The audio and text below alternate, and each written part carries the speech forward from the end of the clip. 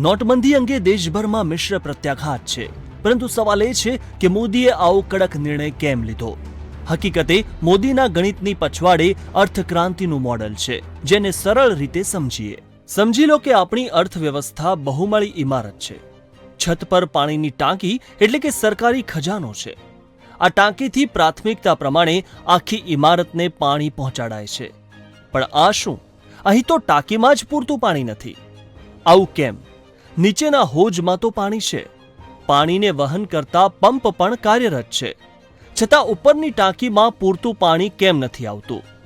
અરે, પાણી વહન કરતી નળીઓમાંથી જ મોટી માત્રામાં પાણી બહાર ઠલવાઈ રહ્યું છે. કારણ કે આ બધી નળીઓ જૂની થઈ ગઈ છે, સડી ગઈ છે અને ફાટી ગઈ છે.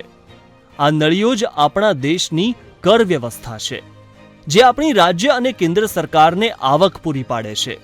આ લીકેજથી એટલે કે કર ચોરીથી કાયદાકીય અર્થવ્યવસ્થાને બદલે સમાંતર અર્થવ્યવસ્થા મજબૂત થઈ રહી છે, અને આ સરકારની ગંભીર ત્રુટિ બની છે. આ લીકેજનો કોઈ હિસાબ પણ નથી, એટલે તેને બ્લેક મની કહેવાય છે. બીજી તરફ ટાંકીનું પાણી બધા જ માળે પૂરતા પ્રમાણમાં પહોંચતું નથી. વિતરણ કરનારી નળીઓમાંથી પણ લીક થઈ રહ્યું છે. આ છે ભ્રષ્ટાચાર. આ ભ્રષ્ટાચારને કારણે સમાંતર અર્થવ્યવસ્થા વધતી જાય છે. હવે બહારથી પાણીના ટેન્કર મંગાવી નીચેના હોજમાં ઠલવાઈ રહ્યા છે, એટલા માટે કે ઉપરની ટાંકીમાં પર્યાપ્ત પાણી પહોંચાડી શકાય. પણ મજાની વાત તો એ છે કે બહારથી લાવેલું પાણી લીકેજમાં વધારો કરે છે, અને એનું જ તો પરિણામ છે નવા કૌભાંડો.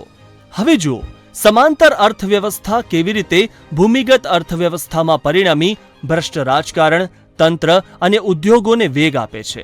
દુર્ભાગ્ય તો એ છે કે દેશના 60થી 70% લોકો પાણી માટે ભૂમિગત અર્થવ્યવસ્થાને છેડે ઊભા છે, જેને ઉપરની ટાંકી એટલે કે કાયદાકીય અર્થવ્યવસ્થાથી પાણી મળતું જ નથી.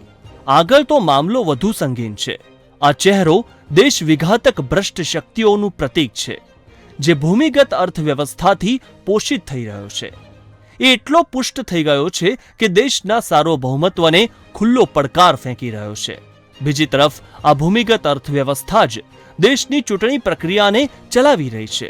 એને કારણે જ દેશનું રાજકારણ લાયક કે ઈમાનદાર હાથમાંથી ભ્રષ્ટ અને અપરાધી હાથોમાં જતું રહ્યું છે. આ છે આપણા દેશનો કાળા નાણાંનો કાળો વર્તમાન. શું આ સ્થિતિ બદલી શકાય? હા, એ માટે બંને બાજુ લીકેજ બંધ કરવું પડે. Special report, divyabhaskar.com.